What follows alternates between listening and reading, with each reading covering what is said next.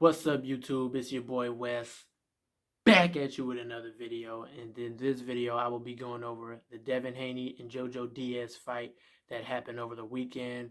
And I just want to say this was a really good fight. I enjoyed it from bell to bell. Both guys were going at it. Most of the fight was toe to toe.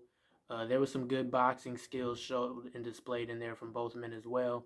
But it was a fight between, Devin Haney, the current WBC lightweight champion, against Jojo Diaz, former world champion at 126 pounds, who recently came up to 135 after having some weight cutting issues, was able to beat Javier Fortuna in a championship eliminator, another top contender in the lightweight division.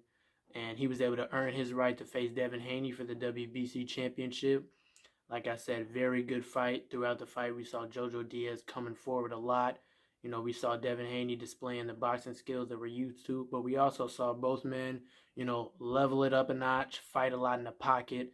Both guys hurt each other throughout the fight. Both guys were landing a lot of clean shots. But in my opinion, I think Devin Haney won the fight pretty handedly. Although it was a competitive fight throughout the rounds, I think Devin Haney clearly won I'd say about 9 to him. If you want to give Jojo Diaz 4 rounds, I could see you giving him 4. But I think it was, no doubt that Devin Haney was the victor, despite each round being pretty competitive. Devin Haney was just a lot more busier throughout the fight. Clearly landed a lot more cleaner shots. But Jojo Diaz was able to land some good shots on Devin Haney. I like the way he responded after a lot of those big blows landed. A lot of people were criticizing him after his last performance against another former world champion, Jorge Linares, where Linares clipped him in a round, I want to say the 10th or 11th round.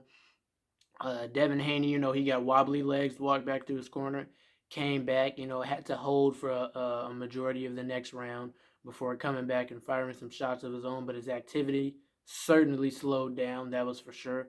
A lot of people were saying that, Devin Haney is chinny, he can't take any big punches, and that, he's very susceptible to being caught. And while Jojo Diaz was able to land some shots on Devin Haney, some big ones. Devin Haney, there was times where it did look like his legs were getting a little bit away from him. But the difference between this bout and the Jorge Linares bout is he always came back with a response. He always fired off some bigger shots to come back at Jojo Diaz, which kept Jojo Diaz at bay. And Devin Haney was able to, secure the victory and successfully defend his championship. And in my hopes, set up an undisputed championship bout against him and George Kambosos. Now, before I get to that, I just want to once again speak to the performance. I've seen a lot of people still, not really giving Devin Haney, in my opinion, his just due. I mean, he just fought a former champion in Jojo Diaz, whose only loss in his career prior to the Devin Haney fight was against Gary Russell Jr. Gary Russell Jr. is one of the longest reigning champions in boxing today. Also, Jojo Diaz steamrolled Tevin Farmer to win his world championship at 126. Tevin Farmer is a guy that a lot of people wanted Gervonta Tank Davis to fight, another top lightweight that I spoke about in a previous video. I'll leave the link into that below just in case you've missed that. That pertains to this, what I'm going to speak about later on as well. And yeah, it just seems like today in the game that fighters, winning isn't just enough. Even if you win by a wide margin on the scorecards, is not enough. They either want to knock out a quick one, and even if you're knocking everybody out, they have something to say. They pretty much just wait for your downfall so they can crap on you and just say, this guy is not who he thought he was. You guys built him up. Look who he lost to. And it doesn't even matter if he lost to a top contender, one of the best in the world, a top champion. Like, it's just crazy how you can be in a competitive fight with another top guy, but just the fact that it's competitive and you didn't win in spectacular fashion, now all of a sudden, you're not one of the top guys in your division. I think Devin Haney's one of the top in the lightweight division. I mean, a lot of guys were saying that, he should be fighting contenders like Javier Fortuna, Ryan Garcia, but those guys, found every excuse in the book, all due respect, not to fight him. And that there's evidence of that just throughout. Devin Haney has called these guys out, tried to make fight with these guys. It didn't happen. Jojo Diaz stepped up, and we got a great, fight out of it. Very competitive. And, these guys, they got to start mixing it up, man. The top 5, top 10 at lightweight, they got to start mixing it up with each other.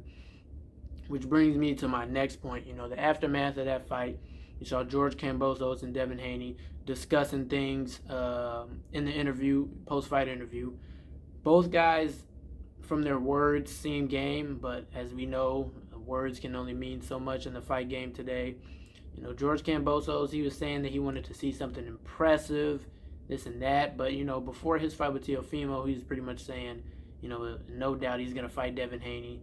Devin Haney, you know, he said he seems down for it. He said he'll fight in Australia. George Kambosos, you know, home country, where he's from. That would be huge. A big fight down there for George Kambosos for sure. It would be an true undisputed fight. There would be no doubt about who's the king of the WBC, you know, lineal championship regard there. But yeah, man, it's just, you know, it's just something you got to hope for. I hope for this fight happens.